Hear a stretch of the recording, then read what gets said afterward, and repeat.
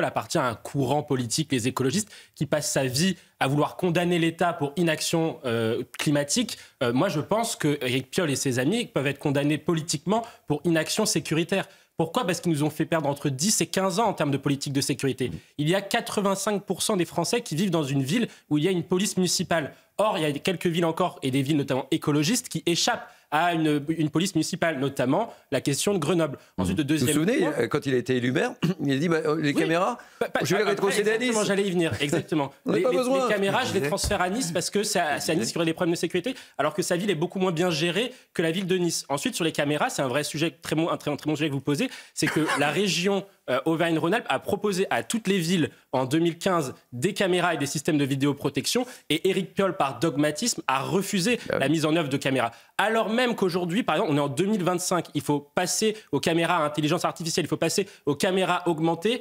Éric Piolle et ses amis écologistes vont faire un débat aux élections municipales sur est-ce qu'il faut avoir une police municipale ou est-ce qu'il faut avoir quelques caméras de surveillance. On voit bien qu'on a pris trop de retard en termes de politique de sécurité, et je pense que les Français doivent avoir en tête qu'en 2026, la question de la sécurité, les maires ont des pouvoirs de police, c'est une question qui va se poser dans le débat des municipales, même si évidemment la sécurité reste une compétence. Il ne se représente pas visiblement Éric Piolle. Hein, donc voilà. Mais quand on parlait des caméras, mais on parlera des liasses avec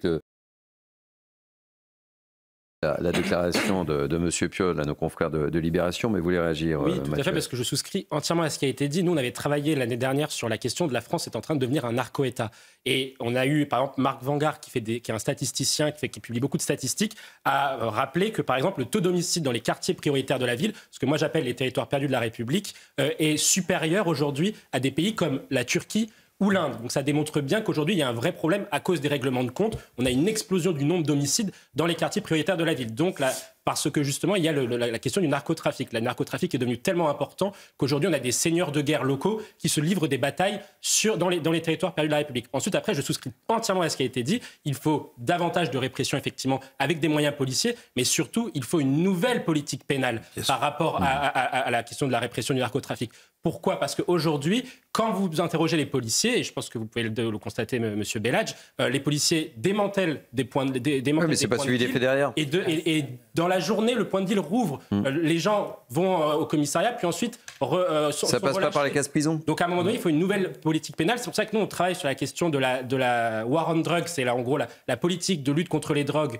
menée notamment sous Ronald Reagan et Margaret Thatcher dans les pays anglo-saxons, où on voit qu'avec justement une nouvelle politique pénale, la réintroduction de peines planchées, notamment par le fait que quand on deal de la drogue, on a 5 ans de prison minimum sans que le juge puisse avoir son mot à dire et de prononcer qu'une peine supérieure à cela, c'est quelque chose qui va dans le bon sens. Ensuite, on pourrait s'inspirer aussi de ces pays-là, notamment par exemple, quelque chose qui est très important dans le narcotrafic, c'est qu'on a de plus en plus de jeunes qui deviennent des narcotrafiquants. Pourquoi ne pas, par exemple, instaurer un délit où, dès lors qu'un narcotrafiquant utilise un jeune, on triple automatiquement la peine ? Je pense qu'il faut une nouvelle politique pénale pour répondre au narcotrafic, parce que le parquet contre la criminalité organisée, c'est une bonne chose, mais il faut une politique pénale pour aller avec cela. Et je voulais qu'on écoute. La même recette pour le même problème.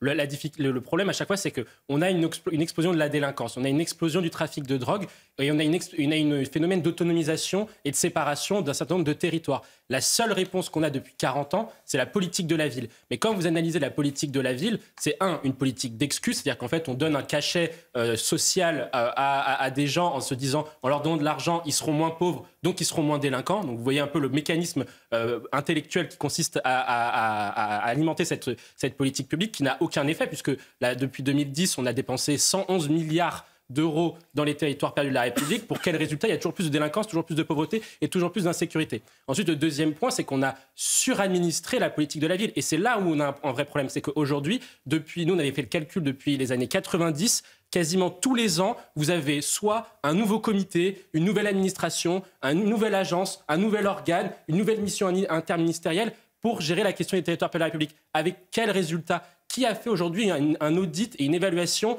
de ces 30 dernières années de politique publique En fait, ça fait des années que ça existe, ce type de phénomène. Ça fait des années, nous, travaillons sur ces sujets-là. Des questions de sabre, etc., en Seine-Saint-Denis, par exemple, ça existe depuis des années.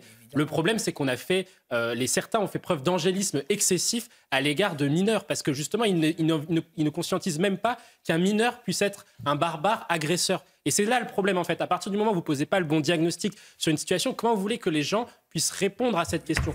Et donc, en fait, le vrai problème de notre pays... Je terminerai dessus. Le vrai problème de notre pays, encore une fois, c'est toujours la même chose. C'est la politique pénale et puis c'est son application également. C'est ce que dirait à partir du moment où on vient de décrire ce qui a été décrit, qu'on peut porter une machette en toute impunité pour aller à un anniversaire et ne pas être relâché, ne pas aller en prison sous prétexte soit de surpopulation carcérale, soit parce que justement un juge a été trop laxiste, à un moment donné, ce n'est plus possible et ce n'est plus entendable. Et moi, je pense que le vrai problème de l'insécurité qui gangrène notre pays, c'est la question de l'impuissance publique. Et à partir du moment où il y aura de l'impuissance publique, les gens vont commencer à se révolter, les gens vont commencer à se faire justice eux-mêmes, et les gens vont commencer, et pour les plus riches, à se payer de la sécurité privée. Et encore une fois, ça va aggraver. C'est ce que je disais quand j'interpellais. Je suis fou pour être interné et échapper à une OQTF. Vous vous rendez compte ce que ça signifie? Ça veut dire aujourd'hui, et c'est le problème de notre pays, c'est qu'on marche complètement sur la tête. On préfère la santé des criminels à la santé et à la protection des Français.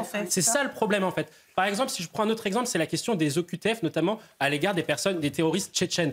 Aujourd'hui, la France refuse d'expulser un criminel tchétchène sous prétexte qu'il est en Russie, sous prétexte qu'il est en danger dans son pays d'origine, en Russie. Convention européenne des droits de l'homme. Ils sont pas en danger dans leur propre pays. Exactement. Donc ça veut dire qu'on préfère aujourd'hui la santé d'un criminel Mathieu, ça fait des années. À la protection des Français. Ça fait des années que